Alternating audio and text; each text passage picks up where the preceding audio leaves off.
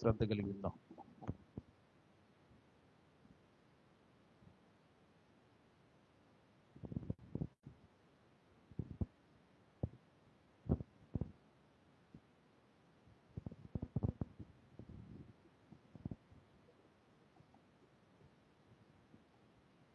దేవునికి స్తోత్రం. కూడి వచ్చిన ప్రతి ఒక్కరికి నా వందనాలు.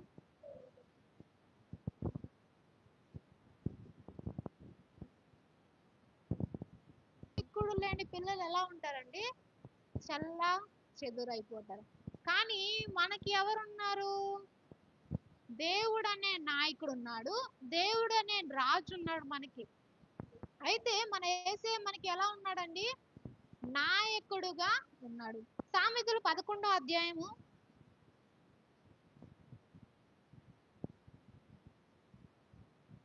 సామెతలు 11వ అధ్యాయము 14వ వచనం.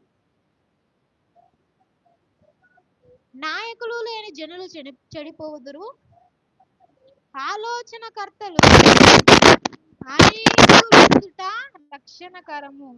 అయితే నాయకులు లేని జనులు ఏమైపోతారంట? చెడిపోతారు. ఆలోచనకర్తలు అనేకులుండుట రక్షణ. ఆలోచనకర్తలు అంటే అన్ని తెలిసిన వారు. అన్ని అంటే లోకానుసారమైనవి కాదు, శరీరానుసారమైనవి కాదు. దేని సారమైనవి?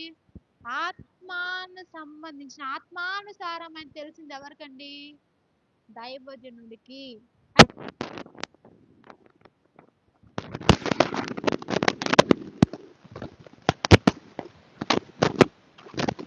ఏమైపోతారంట? నాయకత్వం లేని జనులు, నాయకుడు లేని జనులు ఏమైపోతారంట? చెడిపోతారు. మరి నాయకులు ఉన్న జనులు రక్షింపబడతారు. మరి మనకి నాయకుడు ఉన్నాడుగా, మనలో కొంతమంది ఎందుకు చెడిపోతున్నాం? మరి ఈ చూసుకుందాం, ఇప్పుడు ప్రజెంట్ చూసుకుందాం. మరి ఎంతమంది చెడిపోతున్నారు? ఎంతమంది వేరే వేరే నడతలో నడుస్తున్నారు? దేవుని విడిచిపెట్టి ఎంతమంది వేరే రాకుంటున్నారు? మరి మనకి నాయకులు ఉన్నారు కదా. మరి నాయకులు ఉన్నప్పుడు మనం ఎలా ఉండాలి? ఒక రాజు ఉన్నాడు మనకి. అయితే రాజు చెప్పింది చేయాలి. అతను ఏం చెప్తే మనం అది చేసే వారంగా ఉండాలి. లేకపోతే నేను ఒకటి వేస్తున్నాను, ఇలా ఉండాలి, రేపు టయానికి కరెక్ట్గా 11ంటికి అయితే 11ంటికే రావాలని చెప్పాను మందిరానికి. మీరు 11:05కి వచ్చారు, నేను రాజుని. అప్పుడు ఏం చేస్తాను? మిమ్మల్ని శిక్షిస్తాను, ఏదైనా చేస్తాను. అప్పుడు మీరు బయట చేస్తారు. చిన్నపిల్లలు చూసుకుందాం, కాలేజెస్ కానీ స్కూల్స్ కానీ వెళ్ళే వాళ్ళు ఉంటారు. ఫస్ట్ రోజు లేట్ అయ్యింది, ఇన్నింటికి రావాలని చెప్తే లేట్ అయితే ఏం చేస్తారు? వాళ్ళు మనకి పనిష్మెంట్ ఇస్తారు. పనిష్మెంట్ ఇచ్చినప్పుడు నెక్స్ట్ డే మనం ఏం చేస్తాము? మరి మన నాయకుడు కూడా మనకి పనిష్మెంట్ ఇస్తాడుగా. ఆ పనిష్మెంటే బాధలు, ఆ పనిష్మెంటే శ్రమలు. మరి ఆ శ్రమలు బాధలు పోవాలంటే నువ్వేం చేయాలి? నాయకుని మాట వినాలి, నాయకుడు చెప్పింది చేయాలి. మన నాయకుడు సీఎం కాదు, ఎమ్మెల్యే కాదు, పిఎం కాదు, ఇంకెవ్వరు కాదు. ఎవరు మన నాయకుడు? దేవుడు మాత్రమే. ఆయన మనకి నాయకుడు. కాబట్టి మనం ఏం చేయాలి? ఆయన చెప్పిన ప్రకారం మనము చేయాలి. ఆయన ఎటు వెళ్ళమంటే అటు మనము వెళ్ళాలి. ఆయన ఏమి చేయమంటే, ఎలా చెప్తాడు ఆయన మనకి? వాక్యము ద్వారా చెప్తాడు, ప్రార్థన ద్వారా చెప్తాడు, కళల ద్వారా చెప్తాడు, దర్శనాల ద్వారా చెప్తాడు. ముఖ్యముగా దైవజనుడి నోటి నుంచి వాక్యం ద్వారా చెప్తాడు. మనం ఏం చేయాలి? ఆ వాక్యాన్ని వినాలి. త్రోసే వాక్యాన్ని విని ఏం చేయాలి? వదిలేయకూడదు. ఏం చేయాలి? మనస్సులో, హృదయములో, తలంపులో, ప్రతి ఒక్క దాంట్లో ఆ వాక్యాన్ని మనము నాటుకోవాలి. ఆ వాక్యం నాటినప్పుడు, విత్తనం నాటినప్పుడు ఏమైందండి? ఫలించి ముక్కయి మనకు కావలసిన ఆహారాన్ని సమకూర్చుద్ది. అలాగే వాక్యం కూడా మనం ఏం చేయాలి? వాక్యాన్ని కూడా మనము వినాలి, వ్యర్థముగా కాదు. ఎటువంటి మంచి త్రోవలో వాక్యాన్ని వేస్తే మంచి ముక్క వచ్చింది. మంచి నేల విత్తితే మంచి విత్తనమే, మంచి ముక్కే వచ్చింది. మనం ఏది విత్తుతామో అదే కోస్తాం. కానీ నువ్వు విత్తేది ఎక్కడ విత్తున్నావు? లోకంలో విత్తుతున్నావా? ఆత్మానుసారమైన దేవుని నీవు విత్తుతున్నావా? ఎక్కడ నువ్వు వేస్తున్నావు మొక్కని? నీ పిల్లల్ని నువ్వు బైబిల్ గ్రంథం అలాగే సేవలో నువ్వు విత్తేవనుకో వాళ్ళు ఎలా పెరుగుతారు? సేవలోనే పెరుగుతారు. లోకానుసారంగా విత్తేవనుకో లోకానుసారులై పెరుగుతారు. అలాగే ఒక చెట్టు మామిడి చెట్టు వేస్తే మామిడి చెట్టు వచ్చేది కానీ జామ చెట్టు రాదుగా. లేదంటే వేరే చెట్టు వేస్తే వేరే చెట్టు ఏనాడు రాదు. మనం ఏదైతే విత్తుతామో అదే ఆ పంటనే మనము కోస్తాం. అది కోసేది పంటనే అది తర్వాత. కానీ మనం ఎక్కడనే విత్తుతున్నాం? మంచి నేలను విత్తుతున్నామా? రాళ్ళున్నే నేలను విత్తుతున్నామా? పుల్ల పొదల్లో మనం విత్తుతున్నామా? మనం ఏం చేయాలి? గ్రహించుకొని ఏ దేంట్లో అయితే మనం విత్తుతున్నామో మనం దేంట్లో విత్తాలండి? మంచి నేలలో విత్తితే అది ఫలించి అభివృద్ధి చెంది మనకు ఆహారాన్ని మనకు ఉపయోగపడిద్ది. మనం ఎలా ఉండాలి? మంచి నేలలో విత్తే వారంగా ఉండాలి. అలాగే దేవునిలో మనం అభివృద్ధి చెందాలి. ఆత్మలో మనం ఏం అవ్వాలండి? అభివృద్ధిగా ఉండాలి. మరి అభివృద్ధి చెందాలంటే నువ్వేం చేయాలి? దేవుని మాట అనేది వినాలి. నాయకులు లేని వారు నశించిపోతారేమో. నాయకులు లేని వాళ్ళు ఏమైపోతారు? చెడిపోతారు. కానీ మనకి నాయకుడు యేసు ప్రభు ఉన్నాడు కాబట్టి మనం ఎందుకు చెడిపోతున్నాం? ఆయన మాటని నిర్లక్ష్యం చేస్తున్నాం కాబట్టి ఏమైపోతున్నాం? చెడిపోతున్నాం. దేవుడు ఏం చెప్తున్నాడు? ఆయన మాటని వినువారు శ్రేష్ఠుడు ధన్యులు. కాబట్టి ఆయన మాట వినేవారంగా మనము ఉండాలి. ఆయన మాట వినకపోతే ఏం జరిగింది? శ్రమలు వస్తాయి, శోధనలు వస్తాయి, ఇబ్బందులు వస్తాయి, ఇరుకులు వస్తాయి. నాకే శ్రమలు, నాకే నువ్వు చేస్తే అవిధేయతను బట్టే నీకు ప్రతిఫలం అనేది. కాబట్టి నువ్వు దేవుని మాట విను. శ్రమలు పెట్టినప్పుడు ఆ శ్రమల్లో ఎటువంటి మార్గాన్ని అయినా మంచి మార్గాన్ని అయినా మనం ఒక అతను ఆలోచిస్తున్నాడు. ఒక శ్రమ వచ్చిందంట అతనికి. అయితే సరే శ్రమ కాదు, ఇక్కడ వాటర్ ఫౌంటైన్ ఉంది. ఆ వాటర్ ఫౌంటైన్ కి ఇతను వెళ్ళాలి. ఇతను ఆలోచన ఎలా ఉన్నాయంటే ఇటు నుంచి అటు, అటు నుంచి అటు, ఇది దీన్ని దూకి దాన్ని దూకి వెళ్తే అటు వెళ్ళిపోవచ్చు. ఒక దారి ముందంతా ముళ్ళగుంటే కానీ వెళ్తే దాని తర్వాత మంచి నేల ఉండిద్ది. కానీ ఇతనికి ఫస్ట్ ఏం చేస్తాడు? ఇది చూస్తాడు, అవి మొత్తం ముళ్ళే ఉన్నాయి, ఇటు బాగానే ఉంది, కొన్ని ముళ్ళే, ఎలాగో వెళ్ళిపోతాం అని అనుకుంటాడు. మనం కూడా అంతేగా. ముందు మనం చూసిన ఎలా ఉందా మార్గం, ముందే చూస్తున్న వెనకాల మనకు తెలిసిద్దా? తెలీదు. కానీ వెనకమాల ఏం జరుగుతుందో అన్ని ఎవరికి తెలుసు? మన సృష్టికర్త అయిన దేవునికి అన్ని తెలుసు. అయితే చూస్తున్నాడు, ఇటు వెళ్తే చిన్న ముళ్ళే కదా అయిపోయిద్దని ఇద్దరున్నారు. ఒక అతను ఇటు వెళ్ళాడు. అయితే ఇతను ఇటు వెళ్తున్నాడుగా, మనం ఇటు వెళ్దామని ఒక అతను ఇటు వెళ్ళాడు. ఇటు వెళ్ళాడు కదా, చిన్న ముళ్ళే కదా ఏమవ్వదులే అని తన ఆలోచన ప్రకారం వెళ్ళాడు. వెళ్ళినప్పుడు ఏం జరిగిందంటే అక్కడ చిన్న ముందు బాగానే వెళ్ళాడు. తర్వాత పెద్ద పెద్ద రాళ్ళు, ఇసుకలు, ఇంకా అడ్డం అన్ని అటు వచ్చేసి వెళ్ళలేకుండా దారి అనేది ఏమైపోయింది? మూసిపోయింది. అయితే ఇటు వెళ్ళాడే, ముందు అన్ని ముళ్ళు ఉన్నాయి. మనం కూడా జీవితంలో శ్రమలేని ఇన్ని శ్రమలు ఉన్నాయి, ఇన్ని బాధలు ఉన్నాయి, ఇన్ని ఇరుకులు ఉన్నాయి, ఎలా తప్పించబడతామని మనం వేసుకుంటాం. ఏంటి ఆలోచన? ఏదేదో ఆలోచిస్తాం. ఇలా తప్పించుకోవచ్చు, అలా తప్పించుకోవచ్చు. దొంగ ఎలా చేస్తాడండి? ఆలోచన మీద పోలీసు వచ్చాడనుకో దొంగ దగ్గరికి ఏం చేస్తాడు? ఎట్లా తప్పించుకొని ఆలోచిస్తాను బుర్ర పోగొట్టుకుంటే ఎట్టగొట్టే వెళ్తాడు అని వాడు తప్పించుకుంటాడు. ఎప్పటికైనా దొంగ దొరకాల్సిందే. కాబట్టి ఇలా ఇతనేం చేశాడు? నార్మల్గా వెళ్ళిపోయాడు. కానీ అక్కడంతా ముళ్ళున్నాయి, భరించాడు. తర్వాత మొత్తం మంచి నేల ఉందంట. అతని గమ్యానికి ఏం చేశాడు? మనది కూడా శ్రమలు, ఇబ్బందులు, ఇరుకులు ముందు కనపడతాయి, అంతే కనపడతాయి. వాటిని నువ్వు ఎదుర్కొని వెళ్ళామనుకో నీ వల్ల ఏమి కాదు, మన వల్ల ఏమి కాదు. దాన్ని ఎదుర్కోవడం దేవుని వల్ల మాత్రమే అది సాధ్యం. ఎందుకు?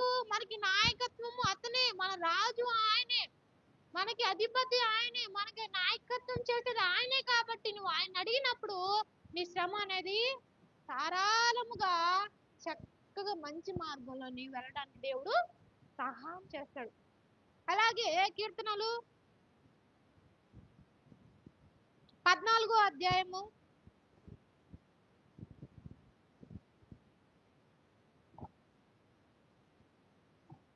14 కీర్తనల గ్రంథము 14వ అధ్యాయము 1, 2, 3 వచనాలు చదవండి. దేవుడు లేడని బుద్ధిహీనులు తమ హృదయములో అనుకొందురు. వారు చెడిపోయిన వారు అసహ్య కార్యములు చేయుదురు. మేలు చేయువాడొక్కడునూ లేడు. వివేకము కలిగి దేవుని వెదుకువారు కలరేమో అని యెహోవా ఆకాశము నుండి చూచి నరులను పరిశీలించెను. వారందరూ దారి తొలగి బొత్తిగా చెడి ఉన్నారు. మేలు చేయువారు ఎవ్వరూ లేరు, ఒక్కడైనను లేరు. వివేకము కలిగి ఉంటారేమో అని దేవుడు చూస్తున్నాడు. ఎక్కడి నుంచి? ఆకాశం నుంచి చూస్తున్నాడంట. ఈ జనులు ఎలా ఉన్నారు? చెడి అసహ్య చేస్తూ త్రోవ త్రప్పిపోయిన వారిలాగా ఉన్నారు. ఎవరు? ఈ ప్రజలు. దేవుడు చూస్తున్నాడు, ఎవరైనా ఒక్కళ్ళైనా వివేకం కలిగి ఉంటారేమో, ఒక్కళ్ళైనా యథార్థం కలిగి ఉంటారేమో, ఒక్కళ్ళైనా నన్ను అనుసరించే వాళ్ళు ఉంటారేమో, ఒక్కళ్ళైనా మంచి వారు ఉంటారేమో, ఒక్కళ్ళ హృదయాలన్నా నీతిగా ఉంటాయేమోనని ఏం చేస్తున్నాడు దేవుడు? ఆకాశము నుండి చూస్తున్నాడు. అబ్బా, ఎవరున్నారు? నన్ను చూస్తున్నారు ఎవరున్నారు? ఆ మాట వినేవారు ఎవరున్నారు? నా తలంపులు ఆలోచించే వాళ్ళు ఎవరున్నారు? నా దగ్గరకు వచ్చేవారు ఎవరున్నారని దేవుడు పైన నుంచి, ఎక్కడి నుంచి? ఆకాశము నుంచి ఏం చేస్తున్నాడంట? మనల్ని చూస్తూ ఉన్నాడంట. కానీ ఎవ్వరు మంచిగా ఎవ్వరు లేరంట. ఎలా ఉన్నారు? చెడిపోయి ఉన్నారు. అసహ్య కార్యములు అంటే దేవునికి విరోధమైనవన్నీ చేస్తూ ఉన్నారంట. మనము అలా ఉంటాం ఎప్పుడు? నాయకుడు లేనప్పుడు. కానీ ఇప్పుడు ఎలా ఉన్నాం? నాయకుడు మనకి దేవుడై ఉన్నాడు కాబట్టి ఆయన ఏ మార్గం బోధిస్తాడు? వాక్యంలో పనులు చేయాలని ఉంటుందా? వాక్యంలో బూతులు మాట్లాడాలని ఉండిద్దా? ఆ లోకానుసారం చెయ్యాలని ఉండిద్దా? ఏముండి? ప్రతి ఒక్కటి మంచి పనే నీవు చేయాలి. ప్రతి ఒక్కరిని మంచి వాళ్ళని నీవు అనుసరించాలి. నోటి యథార్థమైన మాటలు మాత్రమే నీకు రావాలి. నిజమే నీ నోటి నుంచి రావాలని బైబిల్ గ్రంథం చెప్తుంది. అబద్ధం చెప్తే ఏమైపోతారు? చనిపోతారు. ఎలా చనిపోతారంటే, భార్యాభర్తలు ఏం చేశారు? అననీయ సఫీరా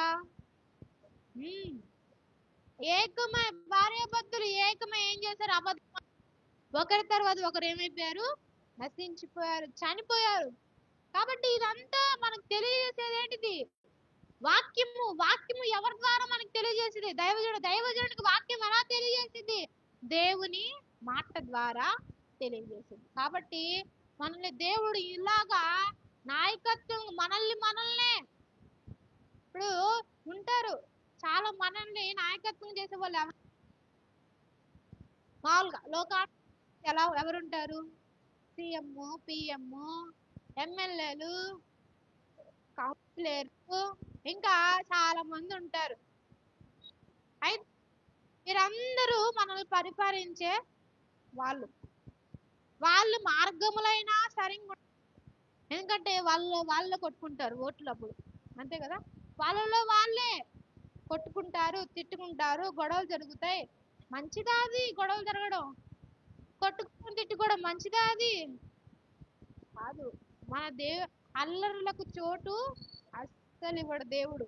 కాబట్టి దేవుని మాటలు మనము వినాలి, దేవుని మార్గాలను మనము నడవాలి. వారందరి కోసం మనం ఏం ఏకమై ప్రార్థన. అయితే ఇక్కడ కీర్తనల్లో ఏం చెప్తున్నారంటే, దేవుడు చూస్తూ ఉన్నాడంట.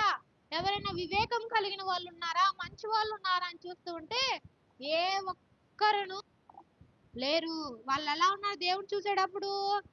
చెడుతనము చేస్తూ, దేవునికి విరుద్ధమైన పనులు చేస్తూ, దేవునికి అసహ్యమైన క్రియలన్నీ చేస్తూ ఉన్నారంట. అయితే మనం వర్ధిల్లాలి. ఎలా వర్ధిల్లాలి? దేంట్లో వర్ధిల్లాలంటే ఆత్మలో మనము వర్ధిల్లాలి. అలాగే దేవుని దయందు మనము మనుషుల దయందును దేవుని దయందును మనం ఏం చేయాలంట? వర్ధిల్లాలి. ఆత్మ వర్ధిల్లాలి మొదటిగా. రెండవదిగా ఎక్కడ వర్ధిల్లాలి? మనుషుల యందును దేవుని యందును మనము వర్ధిల్లాలి. అలా న్యాయాధిపతులు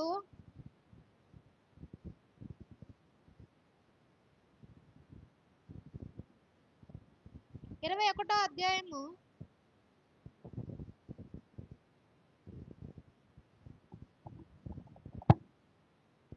25వ వచనం. ఆ దినములలో ఇశ్రాయేలులకు రాజు లేడు, ప్రతి వాడును తన ఇష్టానుసారముగా ప్రవర్తించుచు. ఆ దినంలో ఇశ్రాయేలులకు ఎవరు లేరంట? రాజు లేడు. ఈ దినంలో మనకి రాజు ఉన్నాడు. ఎవరు? నాయకుడు ఉన్నాడు. ఎవరు? యేసుక్రీస్తు వారు మనకి నాయకుడుగా ఉన్నాడు. ఆ దినంలో వాళ్ళకి లేరంట. వాళ్ళు ఎలా ఉన్నారు?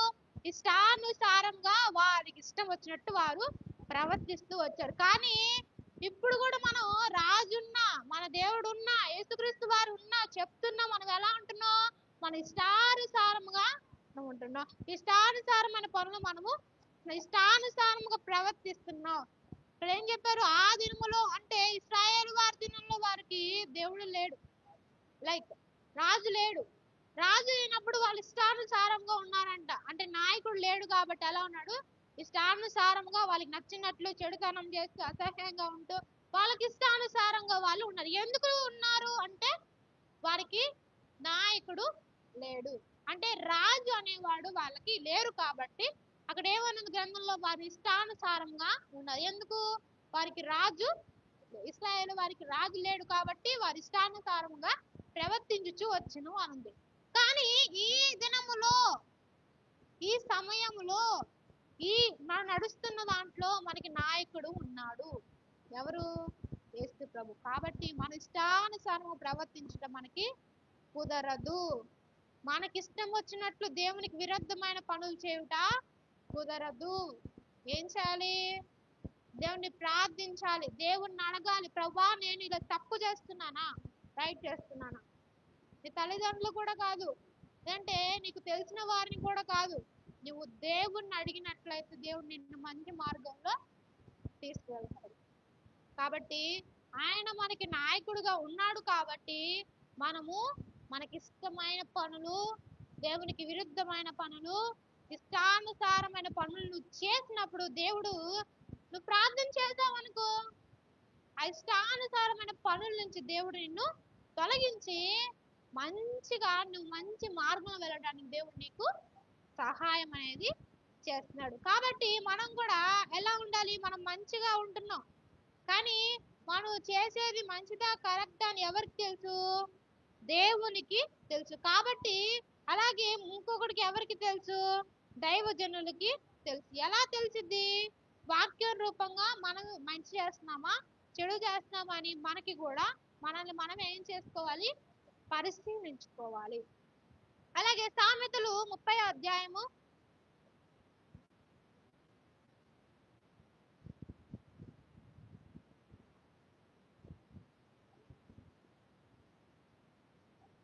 30 అధ్యాయము 25, 26, 27 వచనాలు చదవండి.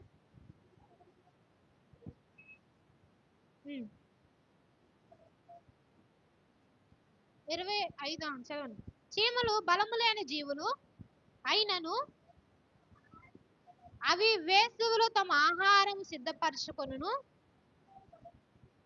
చిన్న కుందేలు బలము లేని జీవులు అయినను అవి పేటు సందులలో నివాసము కల్పించుకొనును.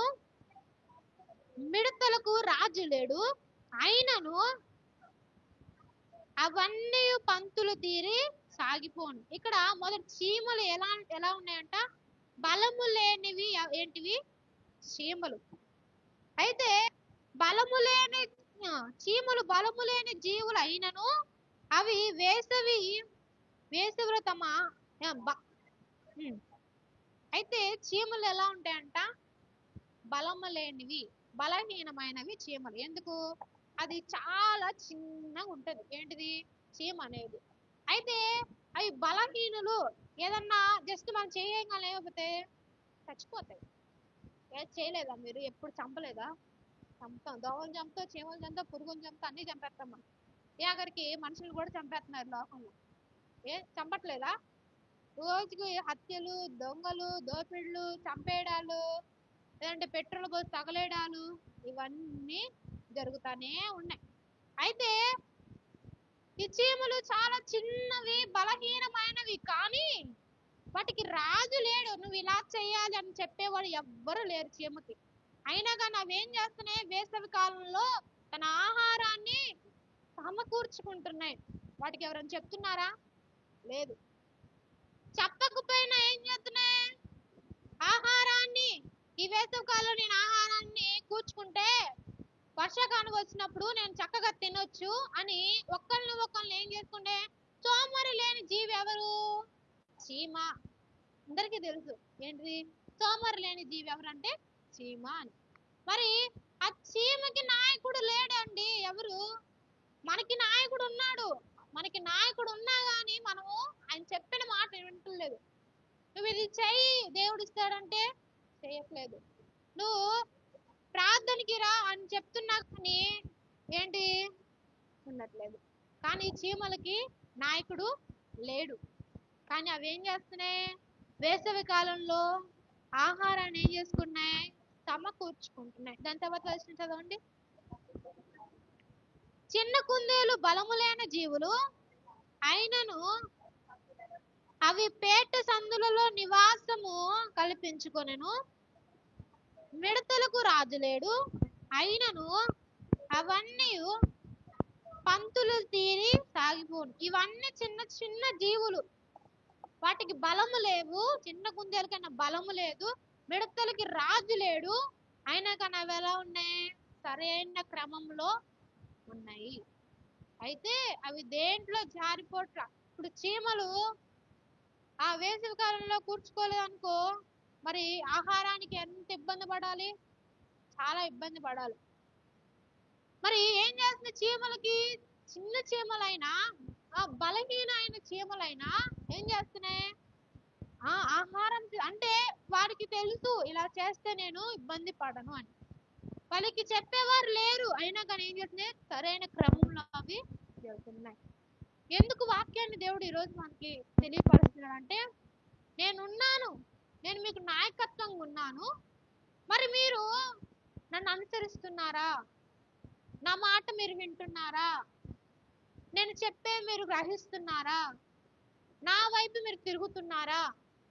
నా త్రోవలో మీరు నడుస్తున్నారా, లేదంటే లోకానుసారమైన త్రోవలో మీరు నడుస్తున్నారా అని ఇవన్నీ ఏం చేస్తున్నాయి?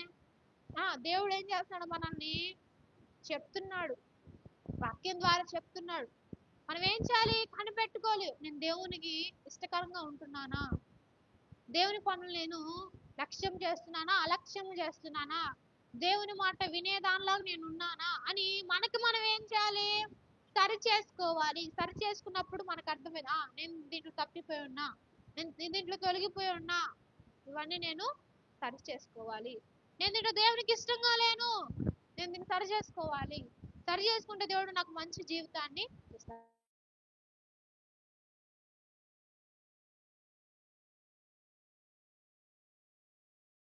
మిల్క్ ఓరియో ఉండేది కదా, అది నాకు ఇష్టం. అయితే అది నేను అడుగుతా మా నాన్ని. అడిగినప్పుడు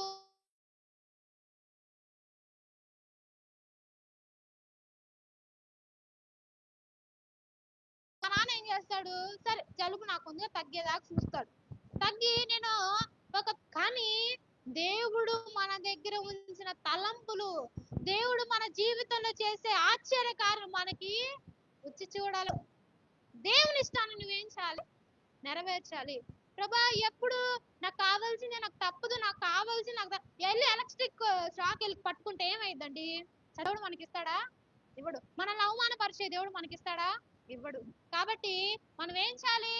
నీ చిత్తానుసారంగా నువ్వు నా భవిష్యత్తుని మార్చుకో ప్రభా. నీ చిత్తానుసారంగా నువ్వు నన్ను నడుచుకో ప్రభా. నీ చిత్తం అయితేనే నాకు అది ఇవ్వు ప్రభా. ఇప్పుడు దాకా నేను కూడా ఎలా అడిగానంటే, ప్రభా నాకు అదే కావాలి ప్రభా, అదే కావాలి ప్రభా, అదే కావాలని అడిగాం ఇప్పుడు దాకా మనం అందరం. ఇప్పటి నుంచి ఏం అడగాలి? ప్రభా నాకు అది కావాలి, నీ చిత్తం అయితేనే అది నువ్వు నాకు, నీ పట్ల అది ఉంటేనే నువ్వు నా పట్ల జరిగించు.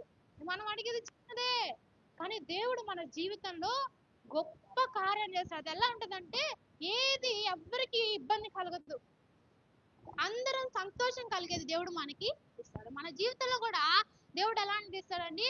సంతోషకరమైనది మాత్రమే దేవుడు మనకి. ఇప్పుడు దేవుని ఎలా అడగాలి? ప్రభా నీ చిత్తమైనది నువ్వు నాకు ఇవ్వాలి. నేను అడుగుతున్నా, ఇది తప్పైతే నువ్వు నాకు ఇవ్వరు. ఎందుకంటే ఆయన ఏది ఏది ఇవ్వాలో ఏది ఇవ్వకూడదు అన్ని ఆయనకి తెలుసు. కాబట్టి ఆయనకి తెలిసినప్పుడు ఏం చేయాలి? మనం అడగాలి. దేవుడికి దాంట్లో ఫాల్ట్ ఉందనుకో, దేవుడు అంతకంటే మంచిది నీకు మంచిగా మేలైన పండుని మాత్రమే ఇస్తాడు. రాయిని అడిగితే రొట్టెని అడిగితే రాయిని ఇవ్వడు దేవుడు. కానీ నువ్వు రొట్టెని అడిగావనుకో, రొట్టె కంటే శ్రేష్టమనే దేవుడు నీకు ఇస్తున్నాడు. కాబట్టి నువ్వేం చేయాలి? దేవుని అడగాలి. దాంట్లో ఫాల్ట్ ఉందా? ఇంకా అధికమైనది, ఇంకా శ్రేష్టమైన దేవుడు నీకు ఇవ్వబోదు. నమ్మిన వారు చెప్తాం ఆమేన్. కాబట్టి ఇవన్నీ మన పట్ల జరగాలంటే నువ్వేం చేయాలి? ముందు దేవుని మాట అనేది వినాలి. దేవుడు చెప్పిన ప్రతి ఒక్క దానికి నువ్వు తల వంచి దేవుని చెప్పే మాట ప్రకారం నువ్వు నడుచుకున్న దానివైతే, నడుచుకున్న వారు మనమైతే ఏం జరిగింది?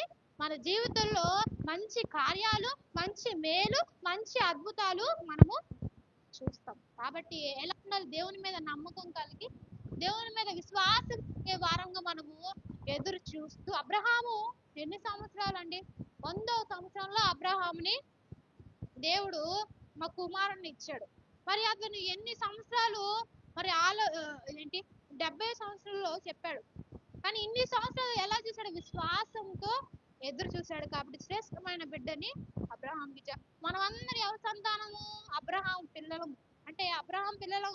ఇంత గొప్ప ధన్యతని దేవుడు అబ్రహాంకి ఇచ్చాడు. అబ్రహాం అడిగింది కొంచెమే, కానీ అబ్రహాంకి ఎలాంటి ఆశీర్వాదాన్ని? మనందరం ఎవరి సంతానము, ఎవరి పిల్లలము అంటే అబ్రహాం గారి పిల్లలమే. అలాగే సామెతలు 10వ అధ్యాయము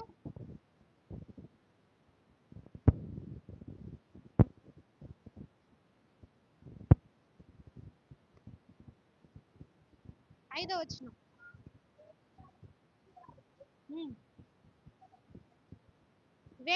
వేసవి కాలంలో కూర్చుకున్నవాడు బుద్ధిగల కుమారుడు, కోత కాలం నిద్రించేవాడు సిగ్గుపరచు. వేసవి కాలం ముందు కూర్చుకున్నవాడు అంటే బుద్ధిగలవాడు. చీమలు ఏం చేస్తున్నాయి? వేసవి గల తన ఆహారాన్ని సంపాదించుకొని కూర్చుకున్న. అలాగే వేసవి కాలంలో కూర్చుకున్నవాడు ఎలా ఉంటాడంట? ధన్యుడు, బుద్ధిగలవాడు. కానీ కోత కాలంలో ఎలా ఉన్నాడు? నిద్రించేవాడు సిగ్గుపరుచుడు. కాబట్టి దేవునికి ఎలా ఉంటున్నాం మనం? వేసవిలో కూర్చుకునే వారిలాగా ఉంటున్నామా? లేదంటే సోమరులాగా లేదా కూర్చుకోకుండా, దేవుడు చెప్పిన కార్యాలు చేయకుండా, దేవుని మాట వినకుండా, దేవుడు చెప్పిన పనిని చేయకుండా వారిలా మనము ఉంటున్నామా? దేవుడు చెప్పిన పని చేస్తే ఎలా ఉన్నాడు? నీతిమంతుడు, బుద్ధిమంతుడు, మంచివాడు, అలాగే చాలా అన్ని మంచి మాటలే ఉంటాయి. దేవుడు చెప్పిన మాట వినకపోతే వాడు ఎలాంటాడు? బుద్ధిహీనుడు, జ్ఞానము లేనివాడు. అలాంటి వాడు ఎవరు? దేవుని మాట వినని వారు. దేవుని మాట వింటే మనకి దేవుడు మంచి కార్యాన్ని దేవుడు మన పట్ల జరిగిస్తాడు. అలాగే సామెతలు 20వ అధ్యాయము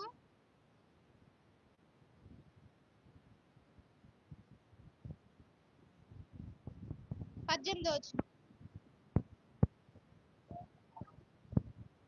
ఉద్దేశములు ఆలోచన చేత స్థిరపరచబడును, వివేకము గల నాయకుడివై యుద్ధము చేయండి. అయితే ఉద్దేశములు ఆలోచన చేత స్థిరపరచబడతాయి. ఒక ఉద్దేశము ఇలా ఎవరైనా మనకి ఇలా చేద్దాం అని అన్నారనుకో, మనం ఎమ్మటినే ఒప్పేసుకుంటామా? ఆలోచిస్తాం. ఆలోచించడం వల్ల నిర్ణయం నచ్చితే ఏం చేస్తాం? మనం కంటిన్యూ చేస్తాం. అలాగే ఇక్కడ ఉద్దేశములు ఆలోచన చేత స్థిరపరచబడును, వివేకము గల నాయకుడివై యుద్ధం చేయను. యుద్ధం చేయమంటే దావీదుకి గొలియాతుకు చేసిన యుద్ధం మన దేవుడు చేయమంటలా. కొంతమంది యుద్ధం, చాలా మంది యుద్ధము, ఆడవాళ్ళు గాని మగవాళ్ళు గాని ఎక్కువ యుద్ధం చేస్తారు. దేంతో అండి? నోటితో యుద్ధం చేస్తారు. వాళ్ళు చేస్తారు కదా ఆడవాళ్ళు. భర్త మీద గాని, పిల్లల మీద గాని, లేదంటే పక్క వారి మీద గాని నోటితో యుద్ధం చేస్తే ఆడవాళ్ళే గెలుస్తారు భర్త మీద. కదా? నిజమా కాదా? నిజం, ఒప్పుకుంటున్నారు, అందరూ ఒప్పుకుంటున్నారు. అయితే ఇంట్లో కాదు యుద్ధం చేసేది, వేరే దాంట్లో కూడా యుద్ధం చేసేది, వేరే వాళ్ళతో కూడా యుద్ధం చేసేది. దేవుని పట్ల నువ్వు యుద్ధం చేయి. దేవుని చిత్తానుసారమైన నువ్వు యుద్ధం చేయి. దేవుని మాట విని నీవు యుద్ధం చేయి. యుద్ధం అంటే ఏంటో దేవుని మాట వినడమే, అదొక యుద్ధం. మనకి యుద్ధము చేస్తే ఏం వచ్చింది? విజయం వచ్చింది. అలాగే మన దేవుని మాట వింటే మనకేం వచ్చింది? విజయము అనేది వచ్చింది. వివేకము గలవాడు ఏం చేస్తాడంట? యుద్ధము చేస్తాడు. అంటే దేవుని పట్ల, దేవుని యందు భక్తి గలవాడు ఏం చేస్తాడు? ప్రార్థన చేస్తాడు. యుద్ధం అంటే ప్రార్థన. యుద్ధం అంటే ఇంకొక విధంగా తీసుకోవచ్చు. ఈ బాధలు, శ్రమలు, ఇబ్బందులు ఉన్నాయి కదా, ఇవన్నీ తొలగించుకోవడమే యుద్ధము. ఆ యుద్ధం ఎలా నువ్వు చేయాలంటే ప్రార్థన ద్వారా చేయాలి. వివేకము గలవాడు అంటే యథార్థవంతుడు, తగ్గించుకున్నవాడు ఎవరు? వివేకము గల. అలా తగ్గించుకొని మనం ఉంటే ఏమవుతాం? మనం వివేకం కలిగి ఉన్న వారిని మనము అవుతాము. కాబట్టి మనం తగ్గించుకునే స్వభావం కలిగి ఆయన మాట వినేవారం అయితే ఆ యుద్ధంలో గెలిచిన వారము మనమే అవుతాము. అలాగే మొదటి రాజులు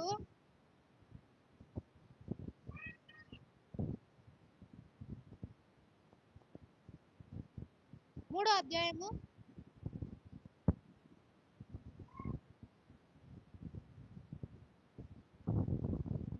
మొదటి రాజులు 3వ అధ్యాయము 9వ వచనం.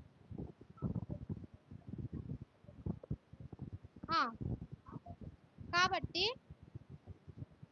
నేను మంచి చెడులు వివేచించి నీ జనులకు న్యాయము తీర్చినట్లు నీ దాసుడునైనా నాకు వివేకము గల హృదయము నాకు దయచేయము అనే ప్రార్థన ఎవరు చేస్తున్నారండి? సొలొమోను చేస్తున్నాడు. ఎందుకంటే సొలొమోను బాలుడు వయసు ఉన్నప్పుడే దేవుడు రాజుగా పట్టాభిషేకం చేశాడు. ఎవరికి? సొలొమోను ఎవరు? దావీదు కుమారుడు సొలొమోను. అయితే దావీదు తండ్రి ఎవరు? యెషయా. అయితే యెషయా దావీదు తండ్రి, దావీదు కుమారుడు సొలొమోను. సొలొమోను ఎలా ప్రార్థిస్తున్నాడు? అందరినీ మౌలు చేయడానికి, మంచి ఏదో చెడు ఏదో చెప్పడానికి నాకు వివేచన. మనం కూడా ఎలా అడగాలి? రాజు అయ్యుండి బంగారం అడగట్లేదు, నగలు అడగట్లేదు, ఆ రాజ్యం నాకు మళ్ళా చేజిక్కాలని అడగట్లేదు. ఏం అడుగుతున్నాడు? తన రాజ్యములోనే మంచి చెడు. ఇప్పుడు ఎవరైనా వచ్చినప్పుడు మనం ఏం చేయాలి? మంచిగా ఏదో, చెడుగా ఏదో, ఎవరు మంచి చేస్తే వారికి న్యాయం అనేది మనము తీర్చే వారంగా ఉండాలి. ఆ న్యాయము తీర్చడానికి ఏది మంచో ఏది చెడో వివేకత్వము కలిగి నాకు దయచేయని ఆ ప్రార్థన మనము, ఆ ప్రార్థన చేసే వాళ్ళు ఎవరో ఆ నాయకులు మనకి చాలా మంచిగా, మనం కూడా నాయకులు అవ్వచ్చు. ఎప్పుడు? ఈ ప్రార్థన మనలో ఉన్నట్లయితే మనం అందరం మనకి నాయకులమే, నాయకురాలమే. కానీ ఇంత తగ్గించుకునే ప్రార్థన మనకి ఉండాలి. ఏది నా ఉద్దేశములు కాదు, మన ఉద్దేశములు కాదు, మన ఆలోచన ఎంతవరకు, మన ఆలోచనలు కాదు. మన జ్ఞానం ఎలాంటిదండి? వెర్రిది. కానీ దేవుని జ్ఞానము చాలా విలువైనది. వజ్రము కంటే ఇన్ఫినిటీ చాలా పోల్చలేము. అంత విలువైనది ఎవరిది? దేవుని జ్ఞానం. మనం ఏం అడగాలి? సొలొమోను జ్ఞానం అడుగుతున్నాడు. వివేకం గల బుద్ధిని నాకు దయచే ప్రభువా, మంచి చెడు ఎలా చేయాలో నాకు దయచే అని అడుగుతున్నా. అలాగే మనం కూడా దేవుణ్ణి ఎలా అడగాలి? వివేకం కలిగి ఉండేవారంగా మమ్మల్ని దయచే. గొడవ ఎవరితో ఆడకుండా ఉండటకు సహాయం దయచే. మా నోర్లు కట్టేసుకొని ఉండటకు సహాయం దయచే అని మనము అడిగే వారంగా ఉండాలి. నోరు తెరవాలి. నోరు దేవుని ఎందుకు ఇచ్చాడంటే ఆయన స్తుతించడానికి, ఆయన ఆరాధించడానికి, ఆయన చేసిన కార్యములు ఇతరులకు చెప్పడానికి మాత్రమే ఆయన మనకి ఈ అవయవంలో నోరుని ఇచ్చాడు. కాబట్టి అవన్నీ మనం దీంట్లో చేసే వారంగా ఉండాలి. ఏవి? దేవుని కార్యాలు మాత్రమే మనము చేసే వారంగా ఉండాలి. అలాగే ఇక్కడ సొలొమోను ఏం చేశాడు ఇప్పుడు? ఏంది, ఎవరితో మాట్లాడుతున్నాడు, ఎవరిని ప్రార్థిస్తున్నాడు? నాయకత్వం కావాలంటే, మన నాయకులుగా ఉండాలంటే ఏం చేయాలి? మొదటగా ప్రార్థించి పొందుకోవాలి. ప్రార్థించి పొందుకుంటే అది మనకి వచ్చింది. కీర్తనలు 119 అధ్యాయము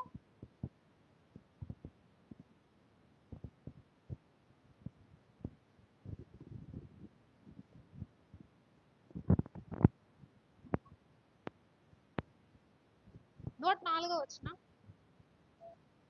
నీ ఉపదేశము వలన నాకు వివేకము కలిగెను, తప్పు మార్గములన్నీ నాకు అసహ్యమాయను.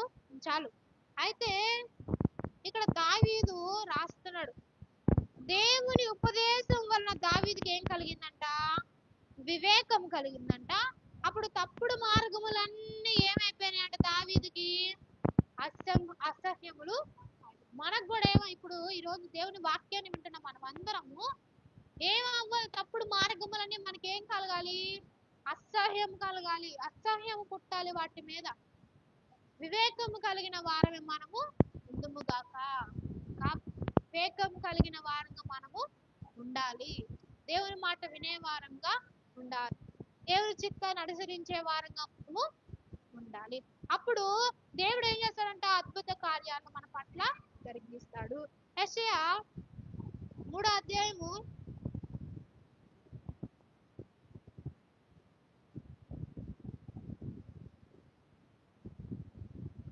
12వ వచనం. నా ప్రజల విషయమై నేనేమందును? బాలురు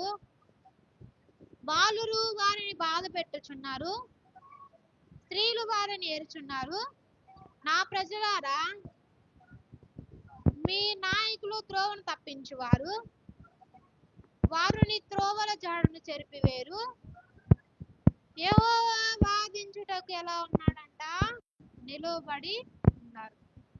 అయితే ఇక్కడ త్రోవ తప్పిన వారే ఉన్నారు ప్రజలందరూ. ఆడవాళ్ళు, స్త్రీలు ఏం చేస్తున్నారంట? వారిని ఏలుచున్నారు. ఇక్కడ త్రోవ తప్పిస్తున్నారు. కానీ దేవుడు ఎలా ఉన్నాడంట? వారి యందు వాదించేవారుగా ఉన్నారు. కాబట్టి వారి ఏంటంటే ఇప్పుడు భార్యాభర్తలు ఉన్నారు, గొడవడుకుంటా ఉంటారు. గొడవాడుకున్నప్పుడు ఒక సమయంలో మీరు ఆగిపోమని వీళ్ళు ప్రార్థనకి రారు, మీరు ఆగిపోమని వీళ్ళు ప్రార్థనకి రారు. ఆ సమయములో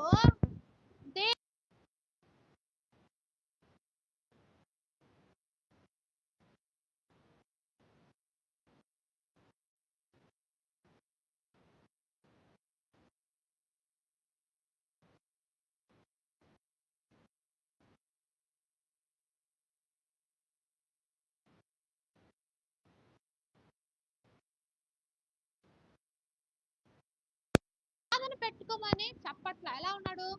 నేను వెళ్ళాలి దేవుని మందిరానికి. ఏదన్నా అడిగినప్పుడు ఎంత మంచిగా అడుగుతాం మనము, ఏదైనా తేవాలి. అప్పుడు ఆ మంచితనమే దీంట్లో కూడా చూపించినప్పుడు దేవుడు మన పట్ల నిలబడతాడు. దేవుడు మన పట్ల వ్యాజ్యం ఆడతాడు. ఏదన్నా సమస్య వచ్చినప్పుడు ఆయనే మన ముందు నిలుస్తాడు. మనకి ఏదన్నా బలవంతులు చూస్తే వాళ్ళు మన వెనకాల ధైర్యం ఉంటుందా? ఉండదా? ఉండిద్ది. అలాగే ఇప్పుడు ఆ కుటుంబంలో యజమానులు చూస్తే ధైర్యం కలిగిద్ది.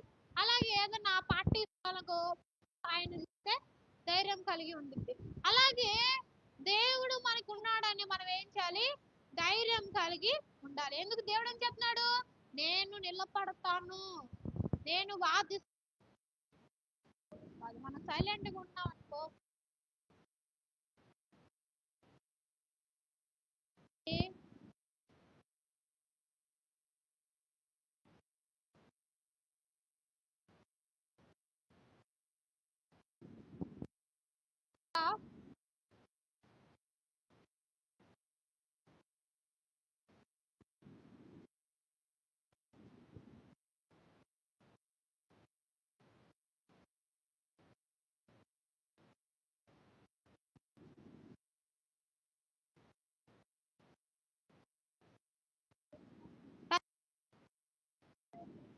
ఎఫ్రాయిము మన్యమందు షెకెము అను పట్టణం కట్టించి అచ్చట కాపురం ఉండి అచ్చట నుండి బయలుదేరి పెనుయేలు కట్టించెను. ఈ జనులు యెరూషలేమునందున్న యెహోవా మందిరమునందు బలులు అర్పించుటకు ఎక్కిపోవుచుండిన ఎడల ఈ జనుల హృదయము యూదా రాజైన రెహబాము అను తమ యజమానుని తట్టు తిరుగును. అప్పుడు వారు నన్ను చంపి యూదా రాజైన రెహబామునొద్ద మరలా చేరుదురు. రాజ్యము మరలా దావీదు సంతతగును. యరొబాము తమ హృదయం తలచి 2 బంగారపు దూడలు చేయించి జనులను పీల్చి అండి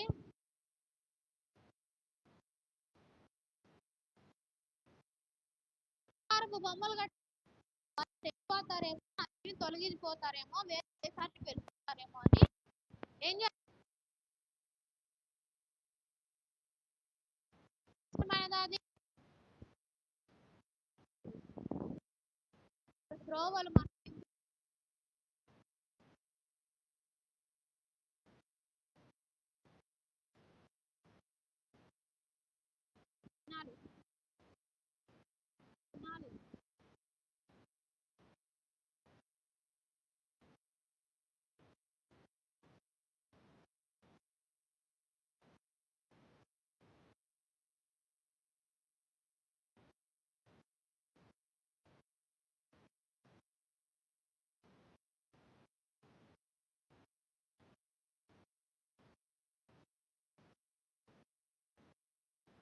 ఈ జనుల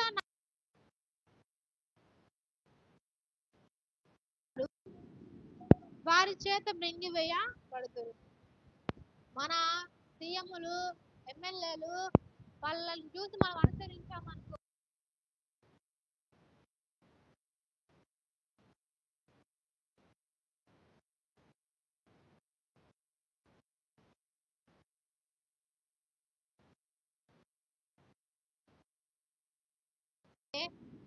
దేవుని